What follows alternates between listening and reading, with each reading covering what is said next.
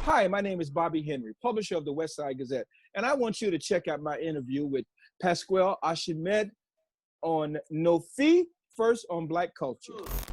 Good morning, Bobby Henry. Yes, sir.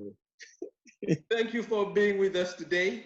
So you're the publisher of the Westside Gazette, which is a Black newspaper company based in Fort Lauderdale in Florida. Brother, tell us a bit about your background and what led you to work in the media industry. Okay, but first of all, Pasquale, let me say thank you very much for allowing me this opportunity to get a chance to talk to some of my brothers from another part of the world.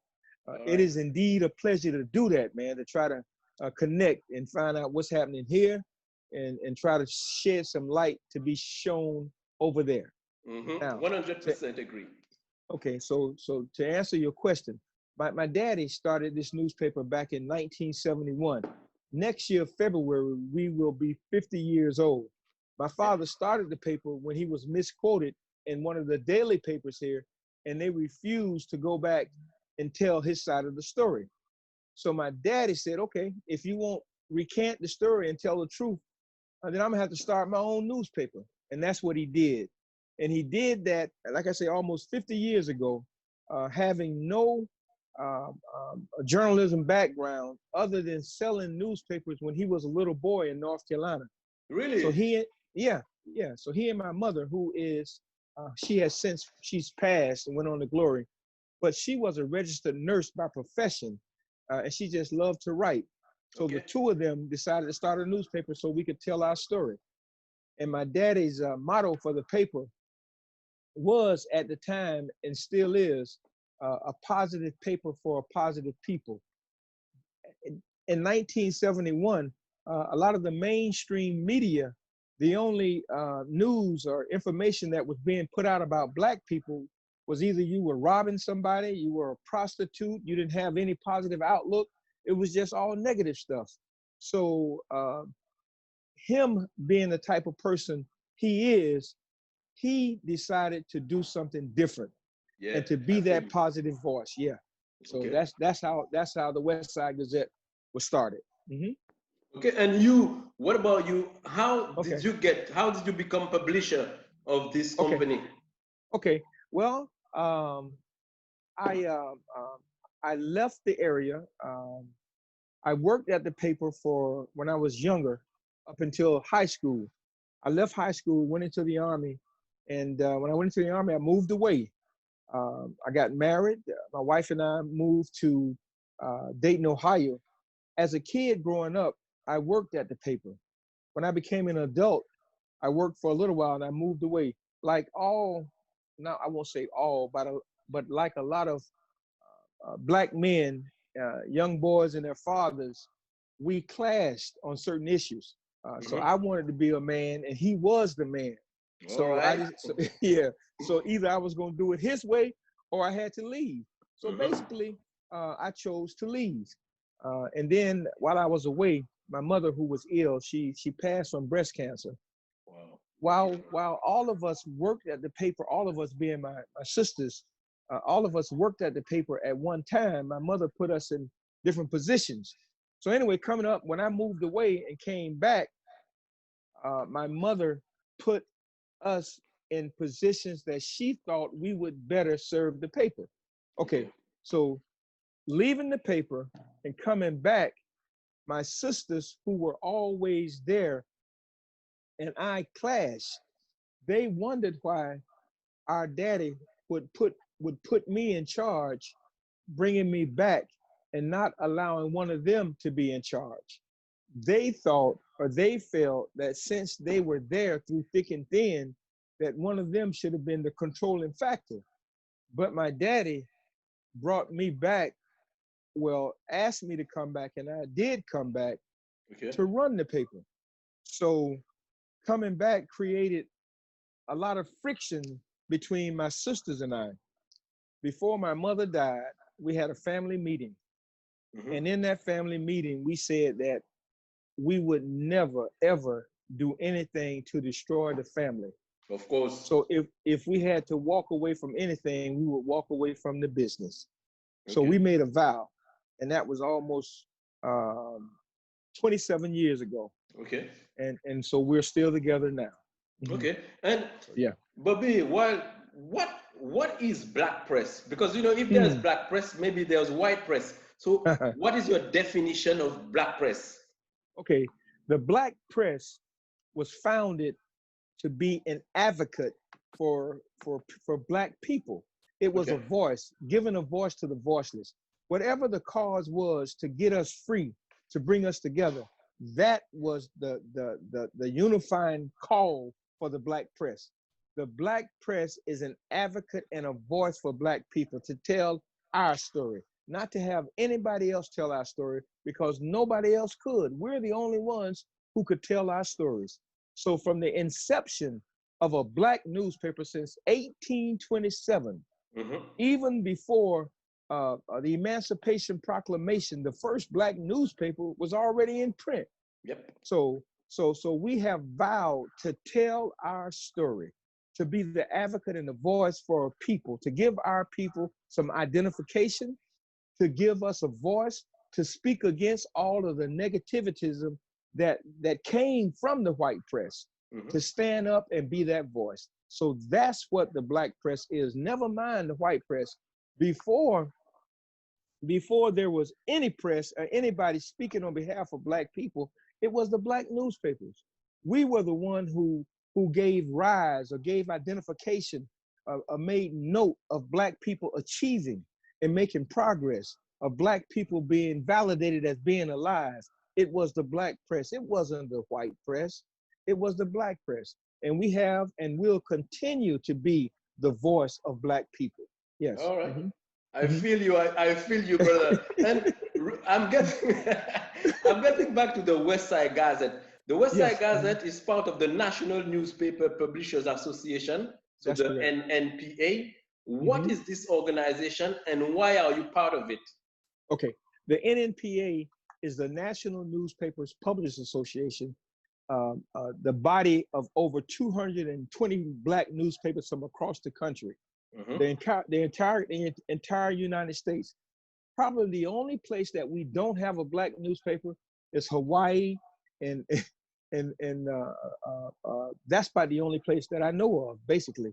And the NNPA is a collection of these newspapers, a trade association that brings us together, that allows us to speak with one voice, to get training, to get advertising dollars, to be that 18 million readers across the United States to bring our message to. So the NNPA has been around for 93 years, 87 years, and the black press has been around for 193 years. So the NNPA is the governing body of the black press. Okay, all right. You asked why are we a part of it? Yeah, I was wondering why you were part of it. Okay, collectively, we have more strength together. So we speak with one voice when we come together, and that gives all of us, under the auspices of the black press, a unified voice. Okay, all right. So another topic, but still connected. I wanted to ask you, Bobby, is the U.S. justice system at war with the black man? When I ask you this question, it's because I have in mind the police brutality some of us are experiencing and the mass incarceration some of our brothers and sisters are victims of. When you say at war, that is such a very broad term. I would tell you that there seems to be two justice systems that we're living under here in the United States. And yes, a part of those two justice systems, you got one that's white and one that's black. Unfortunately, the police, the law enforcement in this country would appear to be at war for a fear of the black man. Now, I won't say that every white police officer is bad. Of course not. And I won't say that every black police officer is good. But here lately, well, it ain't been lately, this has been an underlying problem for a long time in this country, where even during slavery, the slave police would go out and recapture Black people. Just here recently, we had an incident where it seemed as if out of the past, the white slave captures have resurfaced in the killing of Ahmaud Bari. I can't pronounce his last name, but Ahmaud, when Ahmaud was killed in Georgia by these white men who chased him from the back of a truck and shot him down. You know, so it is almost easy to say that yes, there is a war against the Black man here in America by the law enforcement. Here you've seen George Floyd and his death, his horrendous murder, the murdering of George Floyd on national TV has spread across the world. So because that's the next question. Speaking about George Floyd, how do you explain the worldwide protest that followed his death? That's where the killing of anybody in the way that he was killed. Basically, he was choked to death. You know, so you have this man on the ground, this Black man with this white police officer on top of him with his knee in his neck, choking him to death. And he's screaming, "I can't breathe. Help me, help me." And people, innocent bystanders, are pleading to the police, "Can't you see? You're killing this man. He's telling you he can't breathe." So all of this is being videotaped. And now the world is seeing a man being strangled to death, a Black man by a white man. And all the time, Black people have been saying how we have been treated unjustly here in the United States. We have been saying this forever and ever. And now people are seeing what we have been saying is true. It has become an almost everyday occurrence. Not only was George Floyd killed, you had an elderly white man, 75, 77 years old, who was pushed down and had his skull cracked by some white police officers. I heard of it. So this white supremacist this ideology is being shown to the world, and everybody can see that what people are saying, they're not lying. And now people can see it. So that has galvanized or has caused people who look at America as perhaps being the place where you want to be. Now they're questioning, do we really want to pattern ourselves behind a country that is just as racist or just as dictative as other countries are? Because so you know what, Bobby, what is your feeling about the evolution of Black people over the last 60 years? Would you speak about improvement, regression, or status quo? Pasquale, you asked a good question. The evolution of the Black man, now you're asking me to go outside of the bounds of this country. If I stayed within this country to speak about the evolution, it would almost be status quo. It would almost be that we have not improved at all.